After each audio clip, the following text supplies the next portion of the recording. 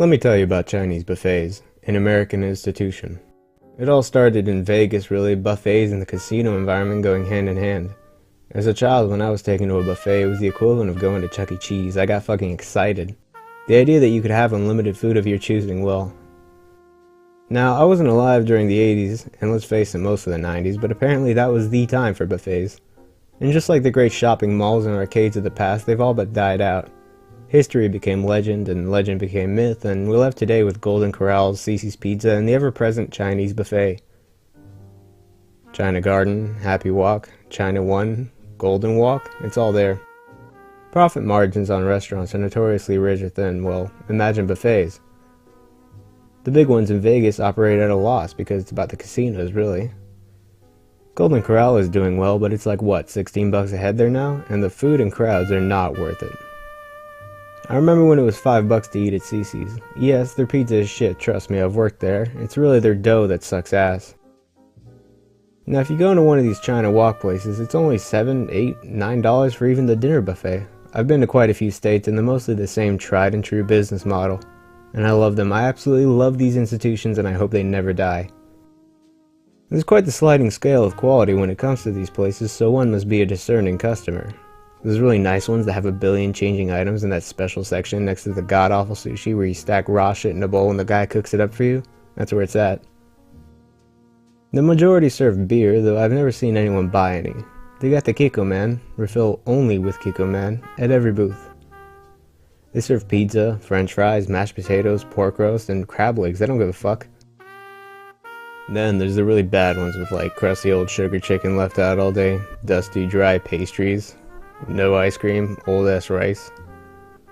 But the decor is all strikingly similar. Wallpaper with some vague oriental painting landscape, the lucky waving cat, Buddhist statues, you bet. I've been to ones with massive koi fish ponds, and other assorted aquariums.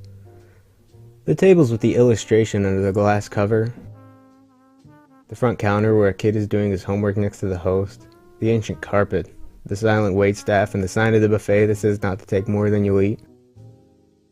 Look, in my opinion, these restaurants are just one of the more surreal places often overlooked and forgotten, and they're great in a weird way.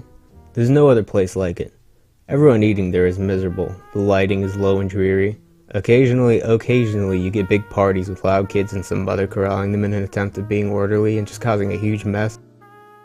But most times it's just a dark, quiet alternate reality where people sit scattered in lonely booths eating the grossest food, no talking, no eye contact, just brooding. And I ponder their life stories and what brought them there. And that's the thing, the patrons know what they're getting into. No decent, self-respecting human would eat there.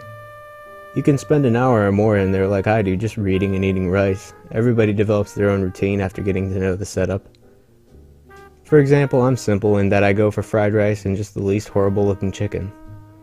Usually there's 3 varieties out: General Tso, Sesame, Crispy Chicken, Honey Chicken, Teriyaki, Yummy Chicken. But these words have no meaning, you just choose from the most appealing pile. I personally like the fucking red chicken on a stick. You know what I'm talking about. It's red chicken and it's on a stick. Or maybe that's pork?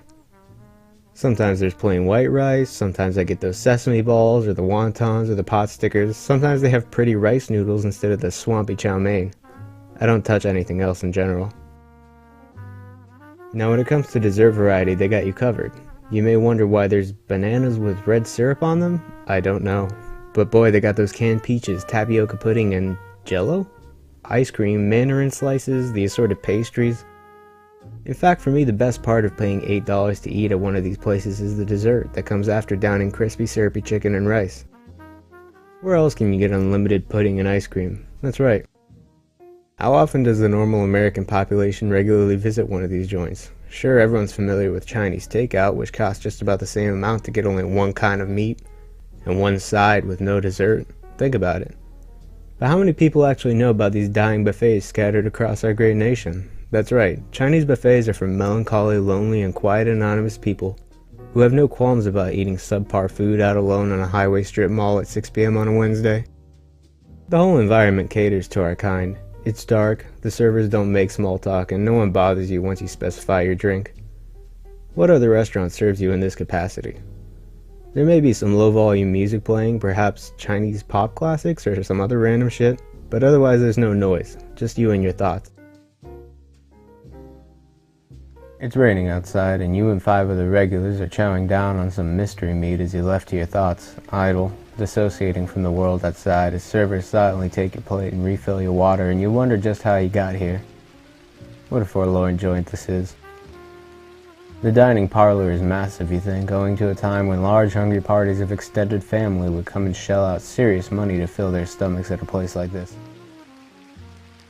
You wonder when that extraordinarily long table sitting unused in the darkness last sat such rabble. You look down at your plate. You weren't as hungry as you had initially thought, and that last piece of chewy chicken didn't sit so well on your stomach. The old lady 3 tables down from you must be just about done with her crossword puzzle, her eyes glazed over staring out at the rain-struck window, highway headlights blooming against the dusty panes. You rise from your corner booth and decide to go for a round of mint ice cream and peach slices. What a night.